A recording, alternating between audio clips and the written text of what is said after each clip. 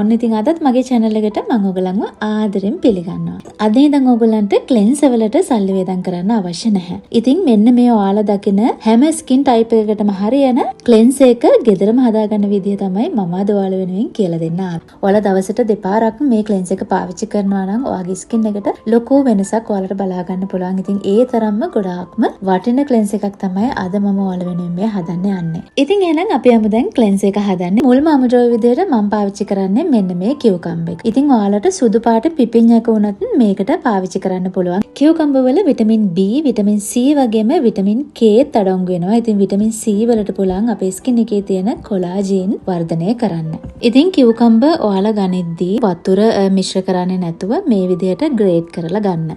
ඊට පස්සේ මේ විදිහට ග්‍රේඩ් කරගත්තු කියුකම්බර් ටික ඔයාලා මොකක් හරි පෙරණ එකක් අරගෙන ඒකෙන් පෙරලා ඉවර වෙලා ඒකේ තියෙන යුෂ ටික වෙනම අයින් කරගන්න. ඉතින් මෙන්න මේ විදිහට තමයි ඔයාලට පේන යුෂ ටික අයින් කරාට පස්සේ ඉතින් මේ යුෂ ටික තමයි අපි ක්ලෙන්ස් එකට භාවිතා කරන්න යන්නේ. ඉතින් ක්ලෙන්ස් එක හදන්න මම ඊළඟට පාවිච්චි කරන අමුද්‍රව්‍ය තමයි ඕට්. ඉතින් ඕට්ස් ඔයාලට පැකට් එක පිටින් සුපර් මාකට් එකකින් ගන්න පුළුවන්. ඉතින් ඔයාලට පැකට් එක හම්බ වෙන්නේ මෙන්න මේ විදිහට ඕට්ස්. ඉතින් ඔයාලා මේක ග්‍රයින්ඩ් එකකට දාලා ග්‍රයින්ඩ් කරගෙන කුඩු හදා ගන්න ඕනි.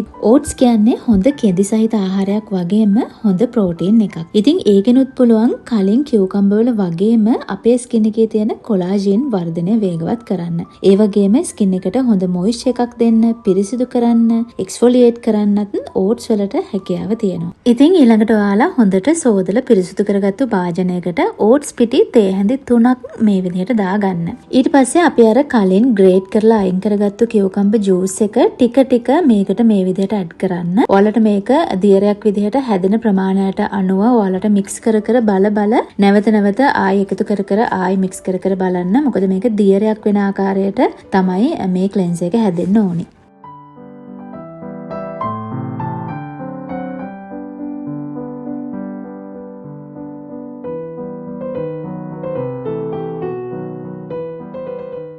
ඉතින් ඊළඟ අමුද්‍රව්‍ය විදිහට මම පාවිච්චි කරන්නේ ඇපල් සයිඩර් විනේගර්. ඉතින් ඔයාලට මේ ඇපල් සයිඩර් විනේගර් සුපර් මාකට්ස් වලින් ගන්න පුළුවන්. ඇපල් සයිඩර් විනේගර් වල විශේෂයෙන්ම කරන දෙයක් තමයි අපේ ස්කින් එකේ තියෙන pH අගය බැලන්ස් කරනවා. ඒ වගේම පිග්මන්ටේෂන්, හයිපර් පිග්මන්ටේෂන් සම්පූර්ණයෙන්ම නැති කිරීමේ හැකියාව තියෙනවා. වගේම ඔයාගේ ස්කින් එකේ තියෙන සියලුම බැක්ටීරියා වර්ග සම්පූර්ණයෙන්ම විනාශ කිරීමේ හැකියාව තියෙනවා. ඉතින් ඔයාලට පිම්පල් වලින් ආරක්ෂා වෙන්න පුළුවන්.